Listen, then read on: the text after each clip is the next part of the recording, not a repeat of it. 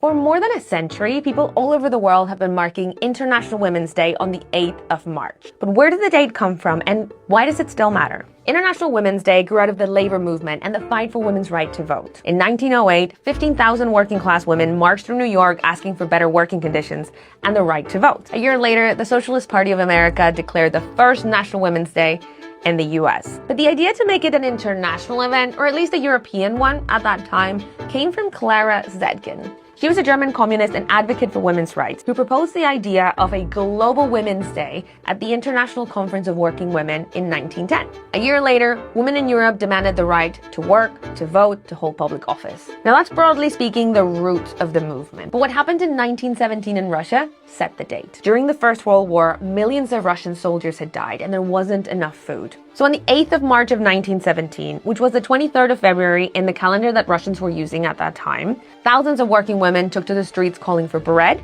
and peace. The protest grew into what we now call the February Revolution. The Tsar was forced to abdicate and the provisional government granted women the right to vote. From then on, that date became the day to commemorate the struggles of women all over the world, and it was officially recognized by the United Nations in 1977. But what's the state of women's rights now, and why is International Women's Day still important? The good news is that we've never had more data about the lives of women and girls before because of something called the Beijing Protocol that many countries signed in 1995. The bad news is that data shows a mixed picture. For example, there's more countries that have laws so women can't be discriminated at work, but women are still paid 20% less than men and they're more likely to be poor. There's more women in politics, but most of the people in parliaments all over the world are still men. There's countries where women can go to jail for what they wear or where they can't go to school. And 1 in 3 women will experience physical or sexual violence in their lifetime. And normally that violence comes from people close to them, like family members or partners. Climate change and war make those challenges even bigger. And that's why organizations like the UN think marking International Women's Day is important. I mean, I think about